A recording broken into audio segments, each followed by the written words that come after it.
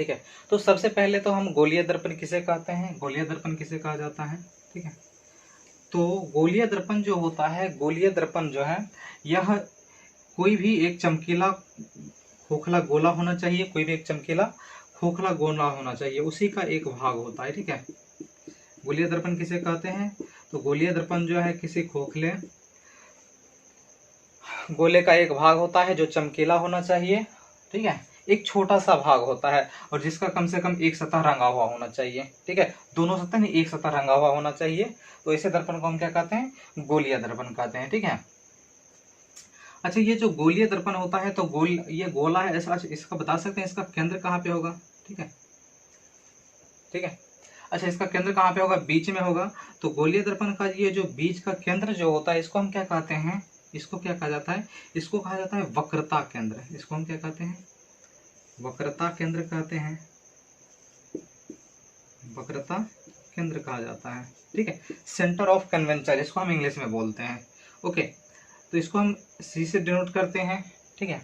और यहाँ से जो है ये वृत्त जो है इसके परिधि तक की दूरी को क्या कहा जाता है, यहाँ से इसके परिधि तक की दूरी को, यहाँ तक की दूरी को क्या कहा जाता है, इसको वक्रता त्रिज्या कहा जाता है। क्या कहा जाता है, यहाँ से यहाँ तक की दूरी को हम क्या कहते हैं, वक्रता त्रिज्या कहते हैं। और इसको हम आर से डिनोट करते हैं, ठीक है। इसको क्या कहते हैं हम, वक्रता त्रिज्या, ओके, वक्रता त्रिज्या कहेंगे, ठीक है। Radius of curvature, okay, radius of curvature कहते हैं, ठीक है। और और ये जो आपका बिंदु दिख रहा है, ये जो आपका पॉइंट दिख रहा है, इस बिंदु को हम क्या कहते हैं, इसको हम पोल कहते हैं। पी फॉर पोल, पोल माने ध्रुव, ठीक है। क्या कहा जाता है, ध्रुव कहा जाता है, ठीक है। और यहाँ से जो है अगर इस दोनों के बीच की दूरी को अगर हम लें, ठीक है, इस दोनों को अगर हम इसको हम यहाँ से आधा करें, ठीक है, तो ये जो बीच का जो बिंदु होगा इसको हम फोकस कहते हैं। इसको क्या कहा जाता है, इसको फोकस कहा जाता है, ओके, क्या कहते हैं, फोकस कहते हैं, ठीक है। और यहाँ से यहाँ तक की दूरी को हम क्या कहेंगे, यहाँ से यहाँ तक की दूरी को हम क्या कहते हैं, फोकस दूरी कहते हैं। यहाँ से यहाँ तक की दूरी को क्या कहा जाता है, फोकस दूरी हम कह देंगे, ठीक है। इसको हम कैपिटल एफ लिखेंगे तो ये क्या है, आपका फोकस दूरी हो जाएगा, ओके, फोकस दूरी हो जाएगा, फोकल लेंथ हो जाएगा, ठीक है। तो इसको अच्छी तरह से ध्यान में रखेंगे। और साथ ही साथ अच्छा, इसको हम क्या करें, इसको और हम आगे बढ़ाएं, इसको और आगे बढ़ाते हैं और यहाँ तक इसको मिला देते हैं, ठीक है। तो ये जो यहाँ से यहाँ तक की जो दूरी होती है, तो ये जो आपका लाइन है इसको हम क्या कहते हैं, याद रखेंगे, ये आपका प्रिंसिपल एक्सिस है। प्रिंसिपल एक्सिस माने प्रधान अक्ष या मुख्य अक्ष, ठीक है, प्रधान या मुख्य अक्ष इसको कहा जाता है, ठीक है, याद रखेंगे, मुख्य अक्ष कहा जाता है, ठीक है, principal axis, okay, principal axis, प्रधान अक्ष या फिर मुख्य अक्ष कहते हैं, ठीक है। तो इतनी बात तो आपको समझ में आ गई होगी, ठीक है। चलिए इसमें थोड़ा और हम आगे बढ़ते हैं, ठीक है। अच्छा, गोलीय दर्पण जो होता है ये किसी खोखले गोले का एक भाग होता है, ठीक है। तो चलिए हमने ये गोलीय दर्पण बनाया, ठीक है, गोलीय दर्पण बनाया और इसका क्या किया, एक छोटा सा टुकड़ा मैंने ले लिया, ठीक है, एक छोटा सा टुकड़ा मैंने इस दर्पण का ले लिया। ये क्या है, एक गोलीय दर्पण है। और कौन सा दर्पण है, कौन सा दर्पण है ये, तो अवतल दर्पण है, ठीक है। तो इसका जो ये चौड़ाई होगी, ठीक है, इस दर्पण की जो ये चौड़ाई होगी, तो दर्पण के इसी चौड़ाई को दर्पण का द्वारक कहा जाता है। क्या कहते हैं इसको, दर्पण का द्वारक, ओके।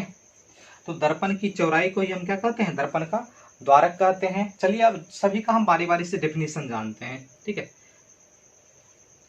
तो सबसे पहले हम पोल का डेफिनेशन जानते हैं, ध्रुव का डेफिनेशन जानते हैं। ध्रुव किसे कहते हैं, तो गोलीय दर्पण जिस गोले का भाग होता है उसका जो सबसे मध्य बिंदु होता है, ठीक है। जैसे मान लीजिए हमने अगर इतना छोटा सा दर्पण लिया, ठीक है, तो इसका जो मिडिल पॉइंट होगा, इस दर्पण का जो मिडिल पॉइंट होगा, मध्य बिंदु होगा, इसी को हम क्या कहेंगे, ध्रुव कहेंगे, ठीक है। तो ध्रुव को हमेशा कहाँ पे मानना है, एकदम बीच में मानना है, ठीक है। तो गोलीय दर्पण जिस गोले का भाग होता है उसके मध्य बिंदु को हम क्या कहते हैं, ध्रुव कहते हैं, ठीक है। ध्रुव के बाद अब हम आते हैं फोकस पे।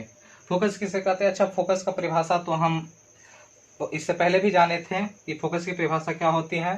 तो किसी बिंदु स्रोत से आ रही प्रकाश की किरण दर्पण से परावर्तन के बाद, है ना, दर्पण से परावर्तन के बाद जिस बिंदु पर मिलती है, ठीक है, या जिस बिंदु से आती हुई प्रतीत होती है, उसे हम क्या कहते हैं, फोकस कहते हैं। ठीक है, अगर प्रकाश की किरण मुख्य अक्ष के समांतर आती है, हम जानते हैं ना, अगर प्रकाश की किरण कहाँ, मुख्य अक्ष के समांतर आए तो वो कहाँ से गुजरती है, फोकस से गुजरती है। तो फोकस की परिभाषा आपको ये देना है, ना कि आपको फोकस की परिभाषा देना है कि वक्रता त्रिज्या जो होती है उसके मध्य बिंदु जो होते हैं उसको फोकस कहते हैं। ठीक है, ये डेफिनेशन आपको नहीं देना है।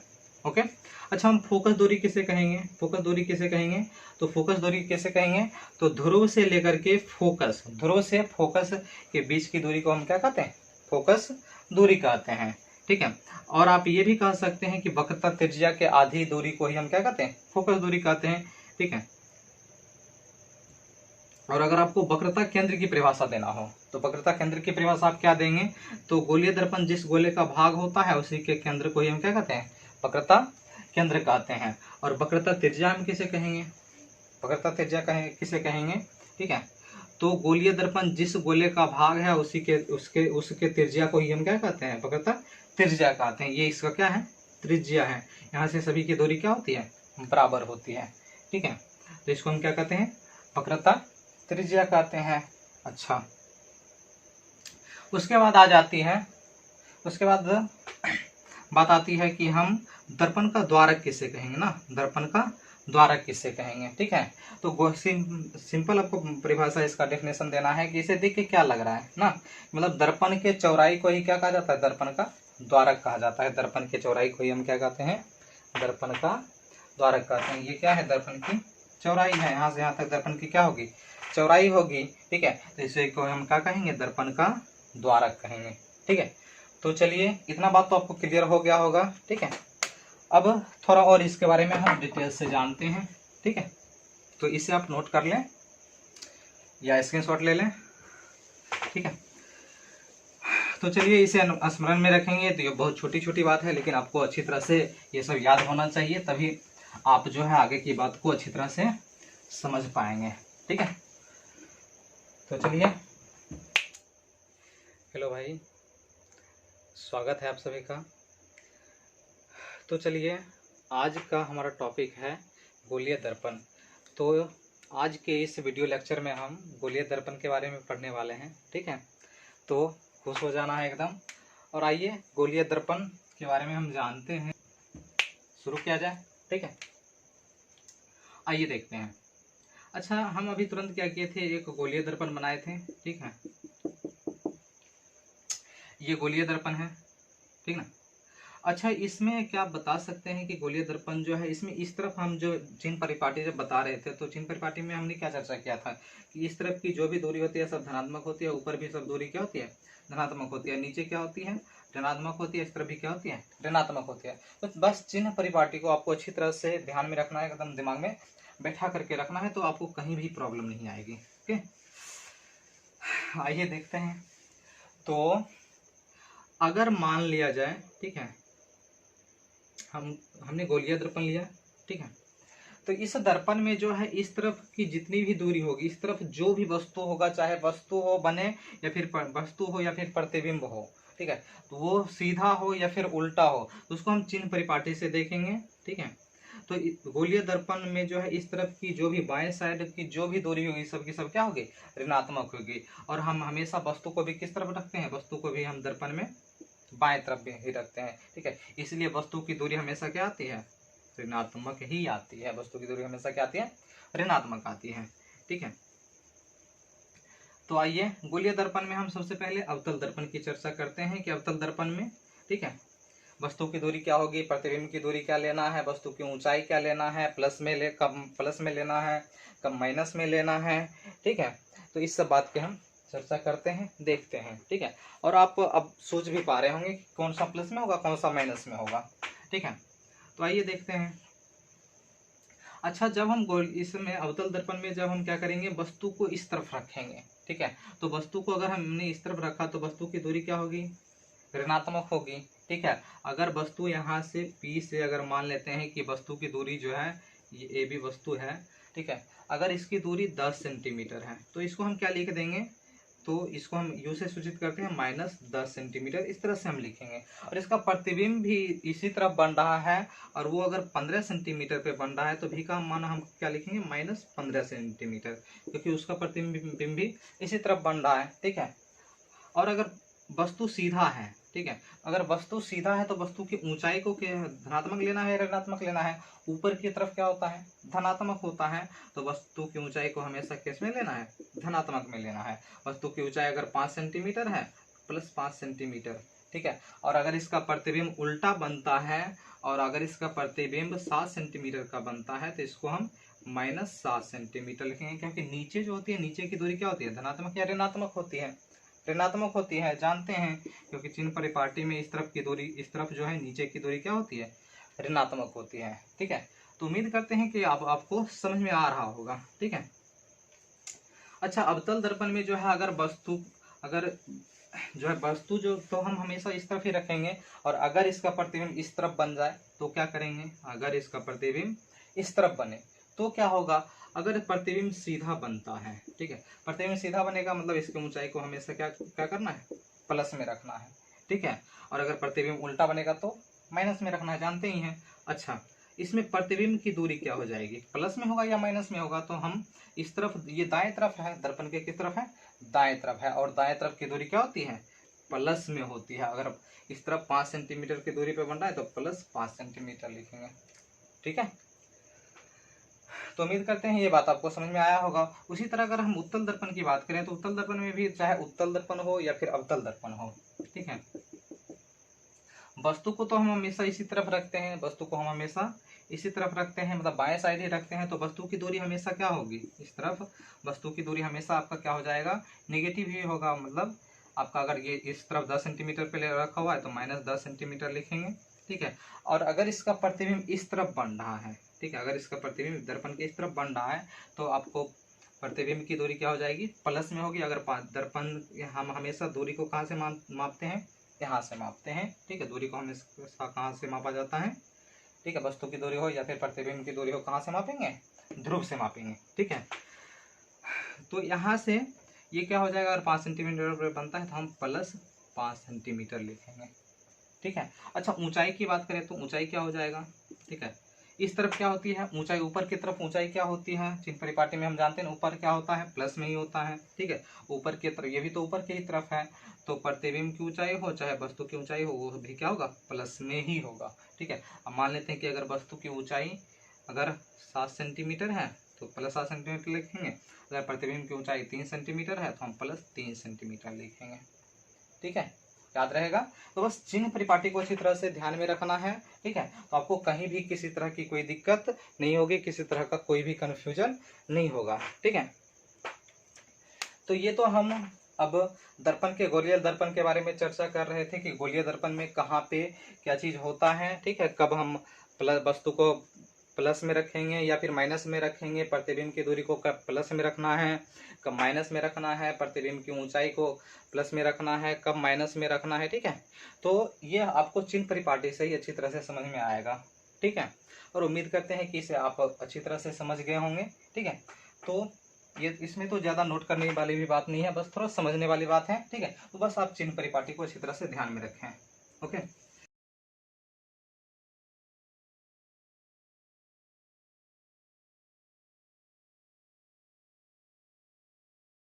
तो चलिए स्टार्ट करते हैं। ठीक है। कि गोलीय दर्पण में हम वस्तु को कहाँ पे रखेंगे तो उसका प्रतिबिंब कहाँ पे बनेगा। ठीक है। तो सबसे पहले हम अवतल दर्पण में बात करेंगे, उसके बाद, ठीक है, उसके बाद हम उत्तल दर्पण में देखेंगे कि वस्तु को कहाँ पे रखा जाए, उसका प्रतिबिंब कहाँ पे बनता है। ठीक है। तो सबसे पहले अगर हम बात करें अवतल दर्पण की, ठीक है, अवतल दर्पण, ठीक है, कॉनकेव मिरर, कॉनकेव मिरर, ठीक है। तो वस्तु को कहाँ पे रखा जाए कि उसका प्रतिबिंब कहाँ पे बनेगा, तो इसके लिए हम आप क्या करने वाले हैं, आपको 4 सूत्र देने वाले हैं। कितने सूत्र देने वाले हैं, 4 सूत्र, ठीक है, 4 मंत्र देने वाले हैं, ठीक है। तो उस 4 मंत्र का आपको जाप करना है, ठीक है। और आपका जो है ये इससे संबंधित जो रे डायग्राम होगा, किरण आरेख होगा, आपको बहुत ही अच्छी तरह से समझ में आ जाएगा, खींचने के लिए भी आ जाएगा, ठीक है। बस आपको 4 बातों को अच्छी तरह से ध्यान में रखना है, जो भी हम आपको बताने वाले हैं, ठीक है। तो बिना देर किए चलिए स्टार्ट करते हैं, ठीक है। तो सबसे पहली बात है, अब सबसे पहले हम क्या करते हैं, अवतल दर्पण लेते हैं, ठीक है। हमने अवतल दर्पण लिया, ठीक है। अवतल दर्पण में इसको क्या कहा जाता है, मुख अक्ष या फिर प्रधान अक्ष कहा जाता है। ये ध्रुव हो गया, ये फोकस हो जाएगा और ये वक्रता केंद्र हो जाएगा, ठीक है। तो आपको एक बात का ध्यान में रखना है, ठीक है। सबसे पहला केस 1, ठीक है, कि अगर आपको याद रखना है कि अगर मान लीजिए प्रकाश की किरण अनंत से मुख अक्ष के समांतर आ रही हो, कहाँ पे आ रही हो, मुख अक्ष के, अगर प्रकाश की किरण मुख अक्ष के समांतर आती है तो ध्यान में रखेंगे कि वह फोकस से होकर निकल जाती है, फोकस से गुजरती है, ठीक है। मुख अक्ष के समांतर जितनी भी किरणें आएगी, ये मुख अक्ष है, इसके समांतर है, जितनी भी किरणें आएगी सबका सब कहाँ से जाएगा, फोकस से होकर के चला जाएगा, ठीक है। जितनी भी किरणें आएंगी सबका सब कहाँ से होकर चला जाएगा, फोकस से होकर जाएगा, ठीक है। चाहे आप जितना भी किरण लाएं, ठीक है, सबका सब कहाँ से जाता है, फोकस से होकर के चला जाता है, ओके। अगर मुख अक्ष के समांतर प्रकाश की किरण आती है तो वो कहाँ से जाती है, फोकस से जाती है, ठीक है। इसे हमने अवतल दर्पण में देखा, ठीक है। उत्तल दर्पण में भी हम देख लेते हैं, ठीक है। उत्तल दर्पण में भी इसे हम देखते हैं, ठीक है। चलिए ये हो गया अपना उत्तल दर्पण, ठीक है। अभी तुरंत हम बोले थे कि अगर प्रकाश की किरण मुख अक्ष के समांतर आती है, अच्छा इसका फोकस किधर होगा, फोकस तो इसका इस तरफ हो जाएगा और इसका वक्रता केंद्र भी इस तरफ हो जाएगा, तो क्या होगा, अच्छा इसमें फोकस से होकर के जाती है और इसमें क्या होगी, जाते भी प्रतीत होगी, ठीक है। कहाँ से जाएगी, फोकस से होकर के चली जाएगी, बात समझ में आ रही है ना। ये परावर्तित किस तरह से होगा, और अगर ये इस तरह से आया है, ठीक है, तो सबसे पहले हम क्या करते हैं, ठीक है। इसके लिए अभिलंब हम कहाँ से डालेंगे, वक्रता केंद्र से डालेंगे, और ये जितना कोण बनाएगा आई, ठीक है, उतना ही कोण बना करते हुए क्या होगा, परावर्तित हो जाएगा, ठीक है। तो ये क्या होगा, यहाँ से आता हुआ प्रतीत होगा, ठीक है। चलिए केस 2 देखते हैं, ओके, केस 2 ना। चलिए दूसरा बात आपको क्या ध्यान में रखना है, जस्ट इसका उल्टा, जस्ट इसका उल्टा। अच्छा प्रकाश की किरण इसमें कहाँ पे आ रही थी, एफ पे आ रही थी ना। अब अगर मान लीजिए प्रकाश की किरण अनंत से कहाँ पे आ रही थी, अनंत से आ रही थी, तो एफ से होकर के जा रही थी, अनंत से आ रही थी, कहाँ से आ रही थी, अनंत से आ रही थी, ठीक है। तो कहाँ से जा रही थी, फोकस से होकर के जा रही थी, ठीक है। अब अगर मान लिया जाए कि अगर प्रकाश की किरण फोकस पे ही आ जाए, डायरेक्ट फोकस पे ही आ जाए तो क्या होगा, ठीक है। फोकस पे ही अगर आ जाए तो क्या होगा, तो होगा क्या, अगर प्रकाश की किरण फोकस के ही दिशा में आती है तो वो क्या होगा, मुख अक्ष के समांतर हो जाएगा। अगर प्रकाश की किरण फोकस पे आपतित होती है तो क्या होगा, वो मुख अक्ष के समांतर हो जाएगा, याद रखेंगे, ठीक है। प्रकाश की किरण अगर डायरेक्ट फोकस पे आपतित होती है तो मुख अक्ष के समांतर हो जाती है, ठीक है। यही उत्तल दर्पण में भी होने वाला है, ठीक है। अगर प्रकाश की किरण कहाँ पे आती है, फोकस पे आती है, कहाँ पे आएगी, फोकस पे आएगी, ठीक है। मतलब अगर प्रकाश की किरण इस दिशा में ऐसे, अगर प्रकाश की किरण ऐसे आ रही होगी और ये इस तरह से, पास में आ रही है ना, तो प्रकाश की किरण अगर इस दिशा में, अगर फोकस के दिशा में आती है तो वो क्या होगा, मुख अक्ष के समांतर हो जाएगी, ऐसे मुख अक्ष के ये समांतर हो जाएगी, ठीक है। अगर फोकस पे आती है तो क्या होती है, वो मुख अक्ष के समांतर हो जाती है, ठीक है। ये आपका आई हो जाएगा और यह हो जाएगा आर, ठीक है। आपतन कोण परावर्तन कोण के क्या होगा, बराबर होगा, ठीक है। तो चलिए इसको नोट कर ले, उसके बाद हम आगे बढ़ते हैं, ठीक है। तो बस 2 केस और हैं, ठीक है, उसको ध्यान में रखेंगे तो आपको आगे की बातें जो है अच्छी तरह से समझ में आएगी। तो चलिए आगे देखते हैं, ठीक है। तो अभी हम वस्तु को अगर हम प्रकाश की किरण कहाँ पे ला रहे थे, सबसे पहले अगर प्रकाश की किरण फोकस पे आती है तो वो क्या होती है, फोकस पे अगर प्रकाश की किरण आएगी तो वो मुख अक्ष के समांतर हो जाएगी, और अगर प्रकाश की किरण मुख अक्ष के समांतर आती है तो वो फोकस से होकर के क्या होगी, गुजरेगी। चलिए केस 3 देखते हैं, केस 3। ओके, अब अगर मान लिया जाए प्रकाश की किरण सी पर ही आ जाए, सी माने वक्रता केंद्र पे ही आ जाए, तो क्या होगा ना, अगर प्रकाश की किरण कहाँ पे आ जाए, सी पे आ जाए, ठीक है। चलिए एफ सी, इसको थोड़ा और बड़ा कर लें, ठीक है।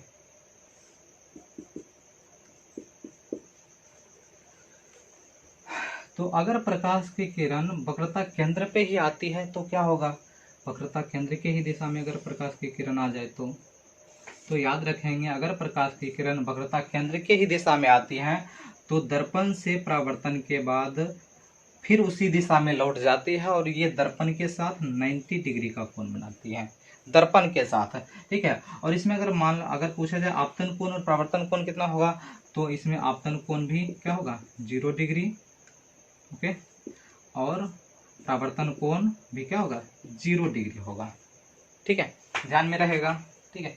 तो यही उत्तल दर्पण के साथ भी होगा, यही किसके साथ होगा, उत्तल दर्पण के साथ भी होने वाला है, ठीक है।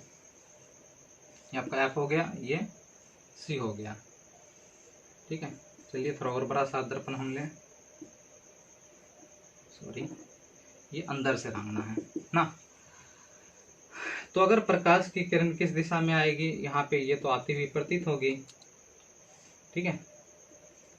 तो परावर्तन के बाद क्या होगा, उसी दिशा में लौट जाएगा, परावर्तन के बाद क्या होता है, उसी दिशा में लौट जाता है जिस दिशा से आ रही थी, ठीक है। अगर वक्रता केंद्र की दिशा में आएगी तो इसी दिशा में लौट जाएगी, और यहाँ पे ये आती हुई प्रतीत होगी, उत्तल दर्पण में क्या होगा, आती हुई प्रतीत होती है, क्योंकि ये उत्तल दर्पण है तो इससे जब इसके अंदर जो आएगी तो ये वास्तव में तो अंदर नहीं आएगी, बात समझ में आ रही है, आती हुई प्रतीत होगी, ओके। चलिए अब केस 4 देखें, केस 4, ठीक है। अगर मान लिया जाए कि प्रकाश की किरण P पर ही आ जाए तो क्या होगा ना, क्या होगा, कुछ नहीं होगा, होगा क्या, ठीक है। देखते हैं क्या होगा अगर प्रकाश की किरण कहाँ पे आ जाए, P पे, P माने ध्रुव पर ही आ जाए, ठीक है। चलिए ये P हो गया, ठीक है, एफ सी। अच्छा, अगर प्रकाश की किरण P पे ही आपतित हो जाती है, इसी पे आपतित होती है, तो क्या होगा, याद रखेंगे कि ये जितना कोण यहाँ पे बनाएगी उतना ही कोण बना करके निकल जाएगी, मतलब आपतन कोण और परावर्तन कोण दोनों क्या होंगे, आपस में बराबर होंगे, ठीक है। और वही घटना इसमें भी घटने वाला है, ठीक है।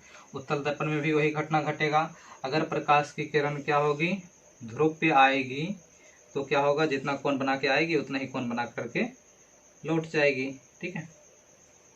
जितना कोण बना करके आती है उतना ही कोण बना करके लौट जाती है, ठीक है। तो चलिए, तो आप ये चारों मंत्र अच्छी तरह से ध्यान में रखें, ठीक है, और इसका जाप करते रहें, मतलब इसका प्रैक्टिस अच्छी तरह से करें, ठीक है। अच्छे से इसका प्रैक्टिस करें, 2 बार 3 बार 4 बार अपने कॉपी पे बनाएं अच्छी तरह से, ठीक है। और जब आपको ये अच्छी तरह से समझ में आ जाए, अच्छी तरह से याद हो जाए, तो आप जो है आगे किरण आरेख जो है अवतल दर्पण में और उत्तल दर्पण में अच्छी तरह से खींच सकते हैं, ठीक है। तो चलिए अब इसका स्क्रीनशॉट आप ले लें, उसके बाद हम आगे बढ़ते हैं, ठीक है। तो आइए देखते हैं, अब सबसे पहले हम चर्चा करेंगे, सबसे पहले अब हम बात करेंगे अवतल दर्पण की। कौन से दर्पण की, अवतल दर्पण की सबसे पहले हम बात करेंगे कि अवतल दर्पण में हम क्या करेंगे, इसमें हम कुल मिला के 6 स्थिति पढ़ने वाले हैं। कितनी स्थिति को पढ़ने वाले हैं, 6 स्थिति को, 6 पोजीशन को पढ़ने वाले हैं, ठीक है। मतलब इसमें हम कुल मिला करके 6 स्थान पे वस्तु को रखने वाले हैं, ठीक है। और उसका प्रतिबिंब कहाँ पे बनता है इसके बारे में भी हम विचार करेंगे, ठीक है। तो आइए सबसे पहले हम लेते हैं पोजीशन 1,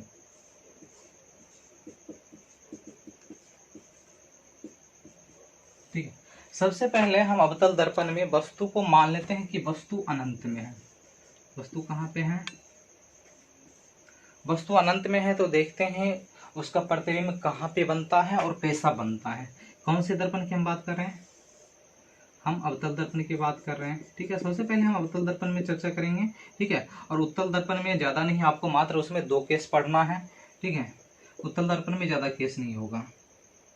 ठीक है, तो चलिए, ये आपका F और ये C। ठीक है, अच्छा, अगर वस्तु अनंत में हो, वस्तु कहीं अनंत में रखी हुई हो, मतलब बहुत दूर हो, कहीं अनंत में है वस्तु। ठीक है, बात समझ आ रही है? तो अनंत का मतलब बहुत दूर है। ठीक है, तो दर्पण से बहुत दूर होगी तो ये प्रकाश की किरण अगर मुख, हम जानते हैं कि मुख अक्ष के अगर समांतर आएगी, ठीक है, तो दर्पण से परावर्तन के बाद वो कहाँ से जाएगी? फोकस से होकर के जाएगी। कहाँ से जाएगी? फोकस से होकर के जाएगी। ठीक है, चलिए एक और किरण हम लाते हैं। ठीक है, एक और किरण हम लाते हैं। ठीक है, तो ये भी अगर दर्पण से परावर्तन के बाद ये भी कहाँ से जाएगी? दर्पण से परावर्तन के बाद कहाँ से जाएगी? फोकस से होकर के जाती है। जानते हैं ना, अगर प्रकाश की किरण मुख अक्ष के समांतर आए तो कहाँ से जाती है? फोकस से होकर के जाती है। तो हम देख पा रहे हैं कि इसका प्रतिबिंब कहाँ पे बन रहा है। अगर वस्तु अनंत में है तो उसका प्रतिबिंब कहाँ पे बन रहा है? ठीक है, तो प्रतिबिंब का अगर स्थान की बात करें, ठीक है, तो प्रतिबिंब कहाँ पे बन रहा है? F पर बन रहा है, फोकस पर बन रहा है। ठीक है, और अगर इसके आकार की बात करें, ठीक है, तो बहुत ही छोटा बन रहा है। ठीक है, बहुत छोटा बन रहा है। ठीक है, अच्छा, सीधा होगा या उल्टा होगा? सीधा होगा या उल्टा होगा? तो याद रखेंगे ये उल्टा होगा। ठीक है, कैसे होगा ये भी हम आपको आगे बताएंगे कि उल्टा कैसे होगा। तो प्रतिबिंब कैसा होगा? उल्टा होगा, और उल्टा का मतलब आपको ध्यान में रखना है वास्तविक। वास्तविक। ठीक है, अगर प्रतिबिंब उल्टा बनता है तो उसे हम क्या कहेंगे? वास्तविक कहेंगे, और सीधा बनेगा तो काल्पनिक कहेंगे। वास्तविक का मतलब है कि इसे हम क्या कर सकते हैं? टच कर सकते हैं, इसे हम छू सकते हैं, इसे फील कर सकते हैं। क्या कर सकते हैं? फील कर सकते हैं। बात समझ में आ रही है ना? तो प्रतिबिंब कहाँ पे बनने वाला है? फोकस पे बनने वाला है। कैसा बनेगा? तो प्रतिबिंब सबसे पहले वस्तु से बहुत ही छोटा बनेगा, बहुत छोटा बनेगा। ठीक है, वो निर्भर करता है कि आपका वस्तु कितना दूर है। वस्तु जितना दूर होगा उसका प्रतिबिंब उतना ही छोटा बनेगा। वस्तु अगर थोड़ा नजदीक आ जाता है तो उसका प्रतिबिंब फोकस पे उतना बड़ा बनेगा। लेकिन अगर वस्तु अनंत पे हो तो, ठीक है, कैसे बनेगा? उल्टा बनेगा, मतलब वास्तविक बनेगा। ठीक है, चलिए अब हम पोजीशन 2 देखते हैं। पोजीशन 2, अब हम क्या करते हैं? पहले तो हम वस्तु को कहाँ पे रखे थे? वस्तु को हम अनंत पे रखते हैं, अब रखे थे। अब अनंत से थोड़ा और नजदीक लाते हैं। ठीक है, तो हम वस्तु को कहाँ पे रखने वाले हैं? अनंत और C के बीच, वक्रता केंद्र के बीच। तो वस्तु अब हमने कहाँ पे रख दिया? अनंत और C के बीच रखते हैं। ठीक है, और उसके बाद देखते हैं कि इसका प्रतिबिंब कहाँ पे बनेगा। तो इसके लिए हम क्या करेंगे? सबसे पहले रे डायग्राम खींचेंगे, किरण आरेख खींचेंगे। तो आइए खींचते हैं। ठीक है, चलिए, ये इसका F हुआ, ये C हुआ। ओके, तो हम वस्तु को यहाँ पे रखे हैं, हमने वस्तु को यहाँ पे रखा है। ठीक है, तो इससे क्या करेंगे? सबसे पहले हम एक समांतर किरण लाएंगे। ठीक है, समांतर किरण लाएंगे ना। मान लेते हैं कि वस्तु का नाम कुछ मान लें, ए बी वस्तु है। तो समांतर किरण लाए तो ये कहाँ से जाएगा? फोकस से होकर के चला जाएगा। कहाँ से जाएगा? फोकस से। ठीक है, अच्छा, एक बात और हम बताए थे कि अगर प्रकाश की किरण वक्रता केंद्र की ही दिशा में आती है तो दर्पण से परावर्तन के बाद क्या होती है? वो उसी दिशा में लौट जाती है। ठीक है, तो आइए इसे भी देखते हैं। ठीक है, थोड़ा और बढ़ा लें, मुझे लगता है ये टेढ़ा हो गया है थोड़ा ना। चलिए, दर्पण को हम क्या करते हैं? थोड़ा सा और बड़ा कर लें ना, इसी तरह से गोलाई करके थोड़ा और बड़ा कर लें। तो ये इस तरह से चला जाएगा। ठीक है, हम कहाँ पे देख रहे हैं? ये दोनों एक दूसरे को कहाँ पे काट रहा है? तो हम देख रहे हैं कि इसका प्रतिबिंब कहाँ पे बन रहा है? इसका प्रतिबिंब C और F के बीच बन रहा है। तो प्रतिबिंब का स्थान क्या है? ठीक है, प्रतिबिंब के अगर स्थान की बात करें तो C और F के बीच बनता है। ठीक है, C और F के बीच बन रहा है, ठीक है। और कैसा बन रहा है तो देख रहे हैं वस्तु से छोटा बन रहा है, वस्तु से कैसा बन रहा है, छोटा बन रहा है, ठीक है। और कैसा है, सीधा या उल्टा है, तो हम देख रहे हैं उल्टा है, ठीक है। उल्टा है मतलब क्या है, वास्तविक है, वास्तविक प्रतिबिंब बन रहा है। बात समझ में आ रही है ना। मतलब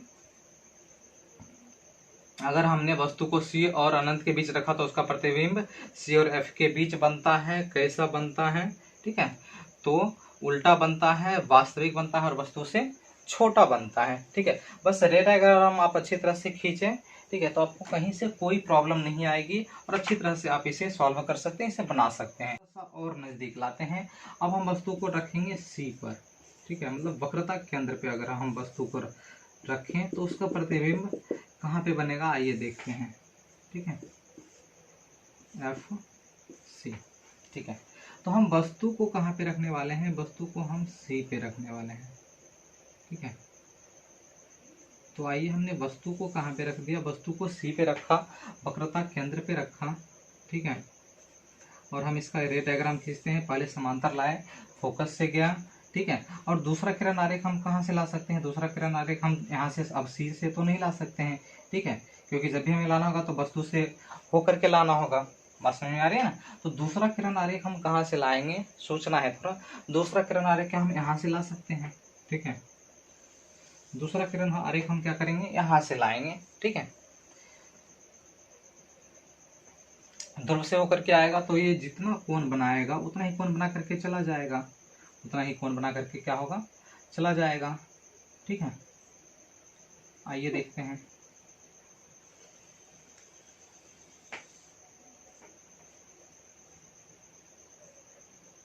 अच्छा सी और नजदीक होगा क्या, चलिए इसको थोड़ा हम फिर से देखें, ठीक है।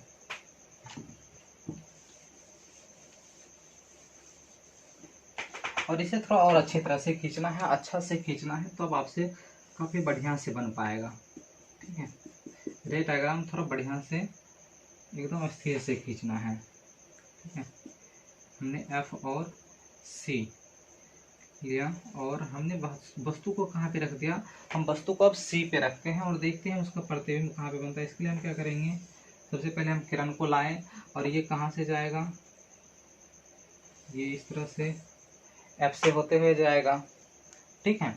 अगर प्रकाश की किरण मुख अक्ष के समांतर लाते हैं तो वो किससे जाता है, फोकस से होके जाएगा, ठीक है। फिर नेक्स्ट किरण हम कहाँ से लाएंगे, नेक्स्ट किरण हम लाते हैं यहाँ से, ठीक है, ध्रुव पे लाते हैं। तो ये जितना कोण बना करके आया उतना ही कोण बना करके निकल भी जाएगा, उतना ही कोण बना करके चला जाएगा, ठीक है।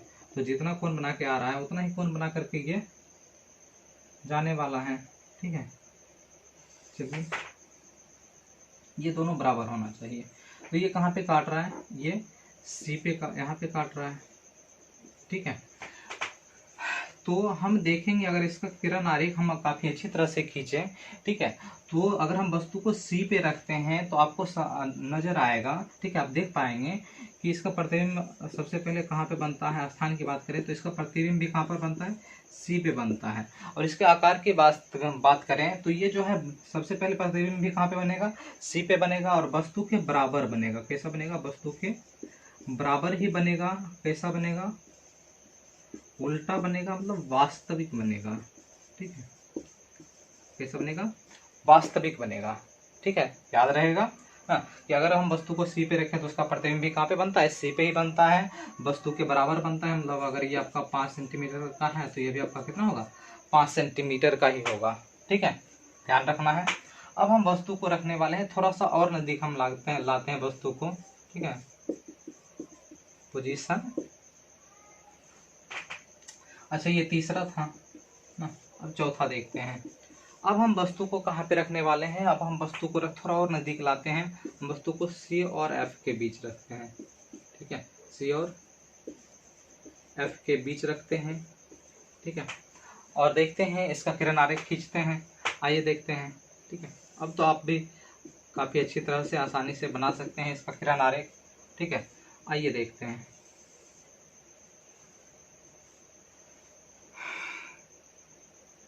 F C.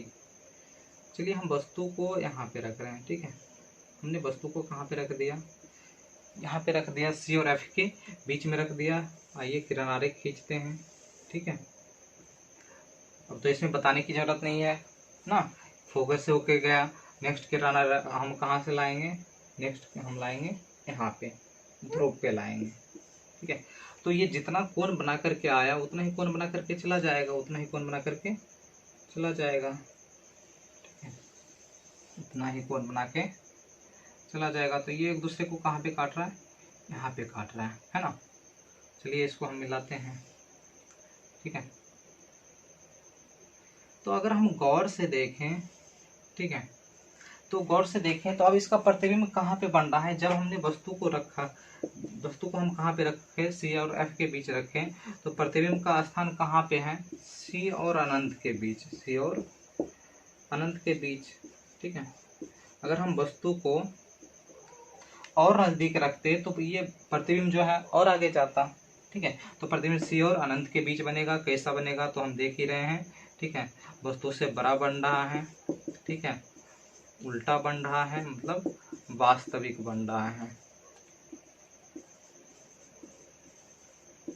कैसा बन रहा है, वास्तविक बन रहा है। ठीक है, तो चलिए इसको नोट करें, उसके बाद आगे बढ़ते हैं हम ना।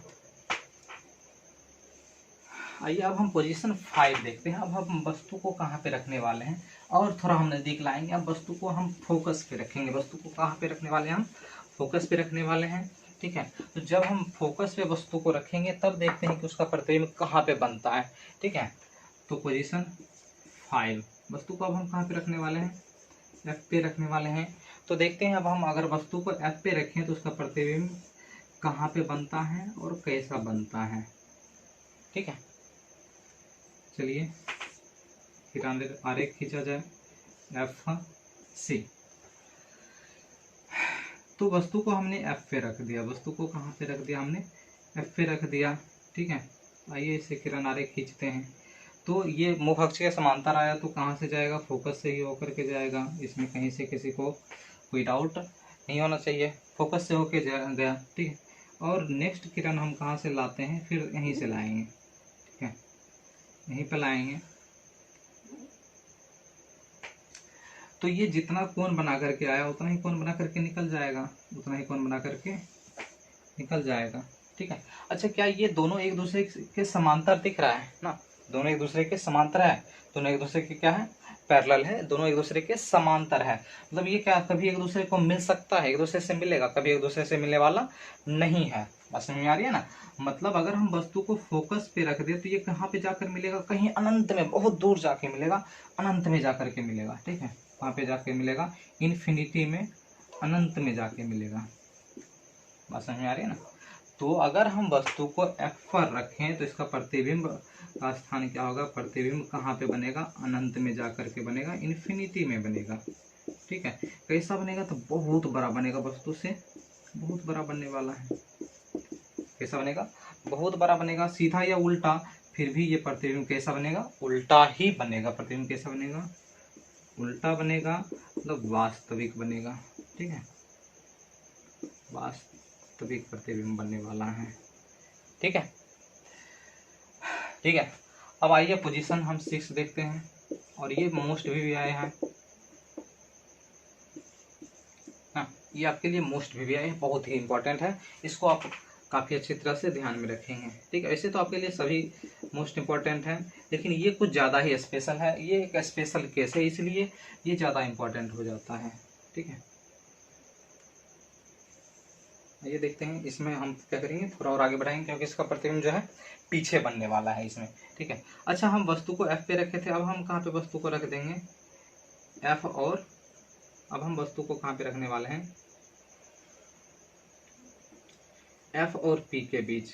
ठीक है, एफ और पी के बीच वस्तु को रखेंगे और देखते हैं इसका किरण आरेख खींचें। ठीक है, तो सबसे पहले हम मुख अक्ष के समांतर लाएं, ये कहाँ से जाएगा, फोकस से होकर के जाएगा, कहाँ से जाएगा, फोकस से जाएगा।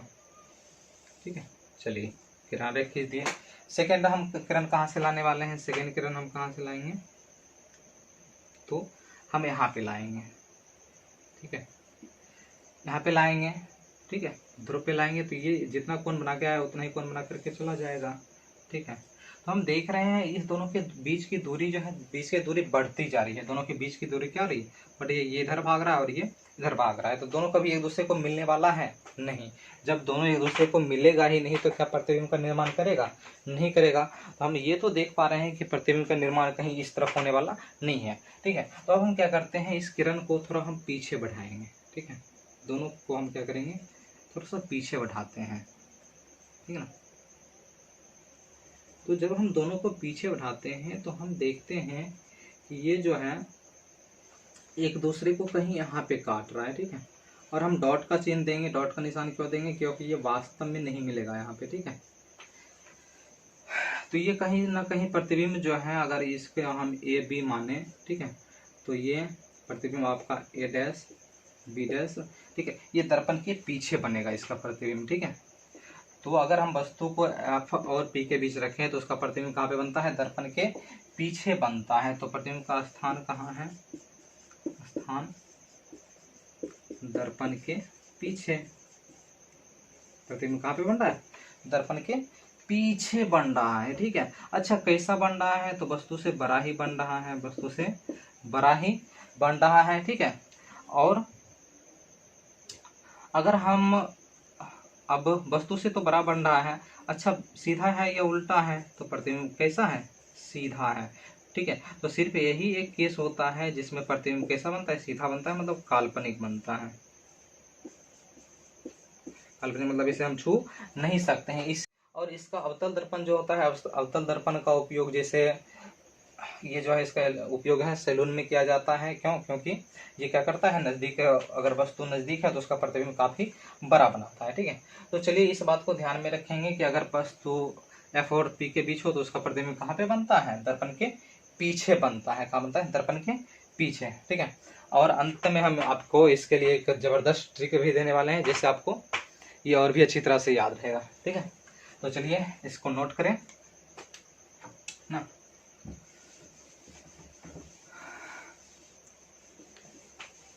तो आइए अब हम अवतल दर्पण में तो देख लिया, अवतल दर्पण में वस्तु को कहाँ पे रखें तो उसका प्रतिबिंब कहाँ पे बनेगा। ठीक है, अब हम उत्तल दर्पण में देखते हैं। तो उत्तल दर्पण में हमें इतना अच्छा केस पढ़ने की जरूरत नहीं है, इसमें मात्र 2 केस होगा। ठीक है, 2 ही पोजीशन होंगे। ठीक है, अब आइए हम बात करते हैं उत्तल दर्पण के बारे में। ठीक है, तो अवतल दर्पण में तो हम देख लिए किरण आरेख, बस आपको उसी तरह से अच्छी तरह से खींचने के लिए आना चाहिए, तो आपको कहीं से किसी तरह की कोई दिक्कत नहीं आएगी। ठीक है, अब आइए देखते हैं उत्तल दर्पण में। उत्तल दर्पण कॉन्वेक्स मिरर, कन्वेक्स मिरर। ठीक है, तो उत्तल दर्पण में सबसे पहले हम पोजीशन 1 लेते हैं। पोजीशन 1, हम वस्तु को सबसे पहले हम कहाँ पे रखने वाले हैं, इन्फिनिटी में रखने वाले हैं, अनंत में रखने वाले हैं। ठीक है, कहाँ पे रखेंगे, अनंत में। ठीक है, तो ये हो गया अपना उत्तल दर्पण। वस्तु को तो हम हमेशा किस तरफ रखते हैं, बाएं साइड ही रखते हैं। ठीक है, हम वस्तु को कहीं पे अनंत में लेने वाले हैं। वस्तु मतलब प्रकाश की किरण कहाँ से आएगी, अनंत से आएगी। मान लेते हैं कहीं वस्तु इधर अनंत में है। ठीक है, तो चलिए हम प्रकाश की किरण लाते हैं। अच्छा, अनंत से अगर प्रकाश की किरण मुख अक्ष के समांतर आ रही है तो वो कहाँ से जाएगी, वो कहाँ से होकर के जाएगी, वो तो फोकस से होकर के जाएगी। कहाँ से जाएगी, फोकस से होकर के जाएगी। बात समझ में आ रही है ना। चलिए यहाँ से भी हम एक किरण लाते हैं, ये भी कहाँ से जाने वाली है, ये भी फोकस से ही होकर के जाने वाली है। इसको थोड़ा हम और आगे इधर खिसका लें। ठीक है, तो हम देख पा रहे हैं कि अगर ये थोड़ा सा आपको कटा हुआ लेना है, क्योंकि ये वास्तव में यहाँ पे नहीं मिलेगी, यहाँ पे मिलती हुई प्रतीत होगी। ठीक है, और ये इस तरह से होता क्या है कि ये इस तरह से प्रवर्तित हो जाता है। ठीक है, इसको अगर हम थोड़ा सा इस तरह से अगर हम मिला दें, ठीक है, विलम्ब डालें, तो ये इस तरह से क्या होता है, प्रवर्तित हो जाता है। ये इस तरह से प्रवर्तित हो जाता है। ठीक है, और यहाँ से आता हुआ ये प्रतीत होता है। समझ में आ रही है, ये कहाँ से, यहाँ से आता हुआ प्रतीत हो रहा है। ठीक ना, यहाँ से आता हुआ प्रतीत हो रहा है। ठीक है। तो इसका इमेज कहाँ पे बनेगा, ठीक है। अगर प्रकाश की किरण अगर अनंत से आ रही हो, अगर अनंत में वस्तु रखा हुआ हो, तो उसका प्रतिबिंब कहाँ पे बनेगा, फोकस पे बनेगा। कहाँ पे बनेगा, फोकस पे बनेगा। और कैसा बनेगा तो याद रखेंगे, अच्छा प्रतिबिंब का स्थान कहाँ है, तो एफ पर बनेगा। प्रतिबिंब कहाँ पे बनेगा, एफ पे बनेगा। और कैसा बनेगा तो याद रखेंगे, सीधा बनेगा। क्यों सीधा बनेगा, इसके बारे में भी हम आपको आगे बताने वाले हैं, ठीक है। सीधा बनेगा, सीधा का मतलब काल्पनिक बनेगा। और वस्तु से कैसा बनेगा, वस्तु से बहुत छोटा बनेगा, बहुत छोटा बनेगा, ठीक है। चलिए इसको याद रखेंगे, ठीक है। अब हम नेक्स्ट पोजीशन देखते हैं, पोजीशन, ठीक है। ये पोजीशन 1 था, पोजीशन 2 देखते हैं, ठीक है। पोजीशन 2। अच्छा, अब हम वस्तु को कहाँ पे रखें, अब थोड़ा हम और इस तरफ लाएंगे, ठीक है। ये आपका पी हो गया ना। अब हम अनंत और पी के बीच रखेंगे। कहाँ पे रखेंगे, अनंत और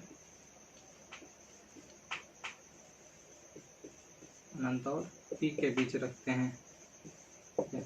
और देखते हैं कि इसका प्रतिबिंब कहाँ पे बनता है। तो जब हम वस्तु को अनंत और पी के बीच रखेंगे तो उसके लिए चलिए हम किरण आरेख खींचते हैं, ठीक है। और देखते हैं कि इसके प्रतिबिंब का निर्माण कहाँ पे होता है। चलिए आपका पी हो गया, इधर एफ हो जाएगा और ये सी हो जाएगा, ठीक है। इसको सीधा रखेंगे। तो चलिए कहीं हम यहाँ पे वस्तु को ले लेते हैं, ठीक है। यहाँ पे हमने वस्तु को ले लिया, ओके। तो इसे किरण लाएंगे तो ये कहाँ से जाता हुआ प्रतीत होगा, अगर मुख अक्ष के समांतर जा रहा है तो फोकस से जाता हुआ प्रतीत होगा। कहाँ से जाता हुआ, फोकस से जाता हुआ प्रतीत होगा, ठीक है। अच्छा, दूसरा किरण आरेख इसमें हम कहाँ से ला सकते हैं, दूसरा किरण आरेख कहाँ से लाएंगे, किरण कहाँ से ला सकते हैं, ठीक है। तो अगर आपको इच्छा है तो दूसरा किरण आप अगर चाहें, ठीक है, दूसरा किरण चाहें तो यहाँ से आप ऐसे इस तरह से भी डायरेक्ट ला सकते हैं, ठीक है। अगर त्रिज्या से जाता हुआ भी प्रतीत होगा, या फिर अगर आप चाहें तो यहाँ से भी आप किरण ला सकते हैं। तो जैसा चाहे आप उस तरह से किरण खींच सकते हैं, ठीक है। इसे हम सीधा खींचेंगे, ठीक है। तो अगर प्रकाश की किरण यहाँ पे आएगी, पी पे आएगी, इसलिए इसको अगर हम लिख देते हैं, तो जितना कोण बना के आई है उतना ही कोण बना करके चली जाएगी, उतना ही कोण बना करके चली जाएगी। ये आर हो गया, ठीक है। तो अगर इससे हम पीछे, अगर पीछे बढ़ाते हैं, इसे अगर हम पीछे बढ़ाएं, ठीक है, तो ये कुछ यहाँ पे मिलेगा, यहाँ पे मिलेगा। तो इसका प्रतिबिंब कहाँ पे बनेगा, यहाँ पे बनेगा, ठीक है। अगर हम इसको इस तरह से मिलाते फिर भी ये कहाँ पे मिल रहा था, यहीं पे मिल रहा था। और समझ में आ रही है ना। तो आप जिस तरह से किरण आरेख खींचना चाहें उस तरह से किरण आरेख खींच सकते हैं, कहीं से कोई दिक्कत नहीं है, ठीक है। आप 3 आरेख किरण खींचना चाहें तो 3 भी किरण आरेख खींच सकते हैं, ठीक है।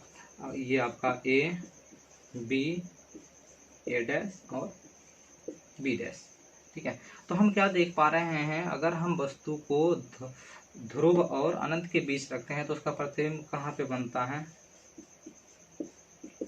प्रतिबिंब कहाँ पे बनता है, पी और एफ के बीच बन रहा है, ठीक है। और कैसा बन रहा है, तो सीधा ही बन रहा है, सीधा बन रहा है और वस्तु से छोटा ही है, वस्तु से कैसा है, छोटा है, ठीक है। वस्तु से छोटा है और सीधा है, मतलब काल्पनिक है, काल्पनिक है। बस में आ रही है। मतलब उत्तल दर्पण, इसीलिए उत्तल दर्पण का उपयोग कहाँ पे, साइड मिरर के रूप में किया जाता है गाड़ियों में, ठीक है। ताकि अगर बहुत पीछे जो है, अगर बहुत बड़ी से बड़ी भी वस्तु है, बड़ी से बड़ी भी अगर पीछे से गाड़ी आ रही है या फिर कोई आदमी आ रहा है, कोई बड़ी गाड़ी है, तो उसको हम क्या कर पाते हैं, अपने दर्पण में छोटे रूप में उसका प्रतिबिंब देख पाते हैं, ठीक है। और बड़ा से बड़ा चीज का भी वो छोटा सा प्रतिबिंब बना देता है। इसीलिए उत्तल दर्पण का उपयोग साइड मिरर के रूप में किया जाता है, ठीक है, गाड़ियों में। तो इसको आप अच्छी तरह से ध्यान में रखेंगे। अब आपको एक बहुत ही आसान तरीका बता रहे हैं, ठीक है, बहुत ही आसान तरीका, और वो आपके लिए रामबाण साबित होगा। और इससे आपको क्या होगा, ये अच्छी तरह से याद भी हो जाएगा, ठीक है। तो चलिए सबसे पहले हम अवतल दर्पण के बारे में बताते हैं, उसके बाद आपको उत्तल दर्पण के बारे में बताएंगे, ठीक है। तो अभी तक हमने जो भी कहानी सुना, जो भी कहानी हम देख रहे थे, ठीक है, उससे बस आंख झपकते ही हम सीख जाएंगे। आंख मतलब पलक झपकते ही सीख जाएंगे। मात्र आपको जो है इसको समझने में 5 मिनट का समय लगेगा, लेकिन उसके बाद आप क्या कर पाएंगे, इसका रे डायग्राम भी अगर आपको खींचना होगा तो बहुत ही आसानी से खींच पाएंगे और काफ़ी अच्छी तरह से आप बता पाएंगे। आपको अच्छी तरह से याद हो जाएगा कि अगर वस्तु कहाँ पे रखा है तो उसका प्रतिबिंब कहाँ पे बनेगा, इसको रटने की जरूरत नहीं पड़ेगी। ठीक है, तो चलिए सबसे पहले हम अवतल दर्पण में देखते हैं। ठीक है, इसका आसान तरीका क्या है। ठीक है, अच्छा हम क्या देख पा रहे थे, अगर आप गौर से देखे होंगे, ठीक है, अगर आपने गौर से देखा होगा तो अवतल दर्पण में हमने क्या देखा ना, थोड़ा याद कीजिए, क्या देखा हमने अवतल दर्पण में। ये F था और ये C था। ठीक है, ये F था और ये C था। आइए, अच्छा वस्तु जब अनंत में था, वस्तु कहाँ पे था, वस्तु अगर अनंत में था, वस्तु अगर अनंत में था, कहीं बहुत दूर था, तो उसका प्रतिबिंब कहाँ पे बन रहा था, फोकस पे बन रहा था। वस्तु का तो उसका प्रतिबिंब कहाँ पे बन रहा था, कहीं फोकस पे बन रहा होगा। और हमने क्या कहा था, सीधा बनता है या उल्टा बनता है, उल्टा बनता है। क्यों, इसका प्रूफ हम अभी तुरंत देने वाले हैं कि क्यों उल्टा बनता है।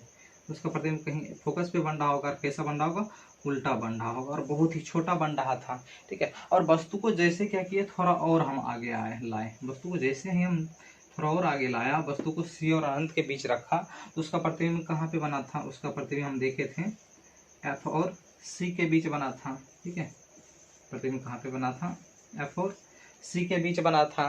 ठीक है, और जब वस्तु को हमने C पे रख दिया, वस्तु को अगर हम जब हम वस्तु को हमने C पे रखा, ठीक है, तो उसका प्रतिबिंब भी कहाँ पे बना था, उसका प्रतिबिंब भी हम देखे थे कि प्रतिबिंब भी उसका कहाँ पे बना था, C पे ही बना था और इसके बराबर बना था।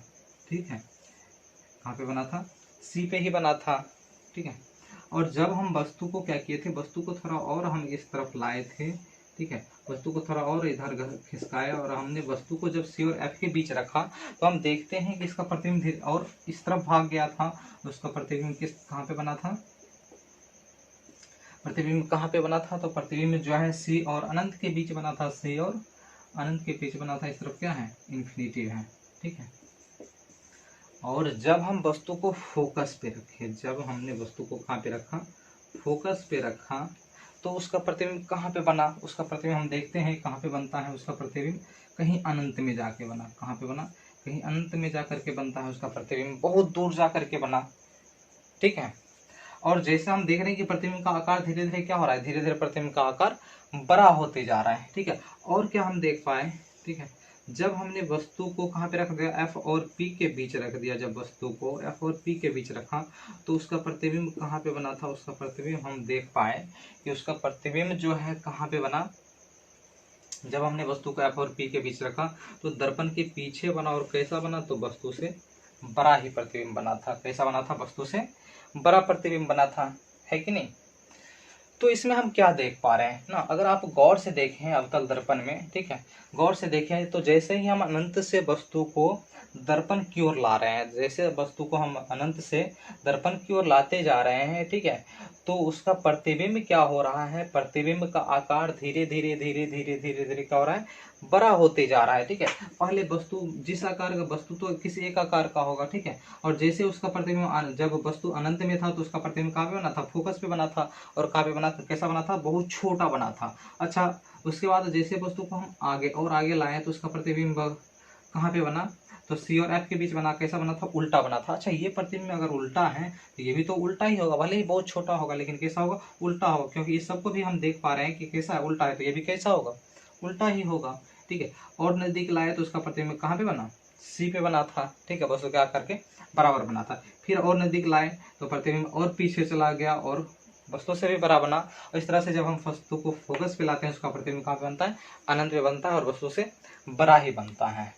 ठीक है, तो उसके बाद जब हम वस्तु को F और P के बीच रखें तो प्रतिबिंब कहाँ पे बन गया, प्रतिबिंब दर्पण के पीछे बन जाता है। ठीक है, क्योंकि जब हम F और P के बीच वस्तु को रखते हैं तो प्रतिबिंब दर्पण की ये औकात नहीं है कि वो उसका प्रतिबिंब सामने ही बना दे। तो सिर्फ एक ही स्थिति होती है जिस स्थिति में इसका प्रतिबिंब जो होता है दर्पण के पीछे बनता है जब हम वस्तु को F और P के बीच रखते हैं। बाकी सभी स्थिति में जो है वस्तु का प्रतिबिंब जो है हमेशा वास्तविक ही बनता है और दर्पण के सामने बनता है।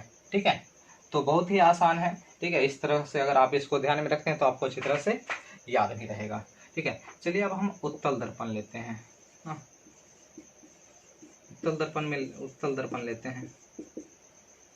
अच्छा, उत्तल दर्पण में हम क्या देखे थे ना, उत्तल दर्पण में हमने देखा, इसमें तो हम दो केस ही जाने थे कि जब हमने क्या किया था कि वस्तु को जब हमने अनंत में रखा था तो इसका प्रतिबिंब कहाँ पे बना था, फोकस पे बना था।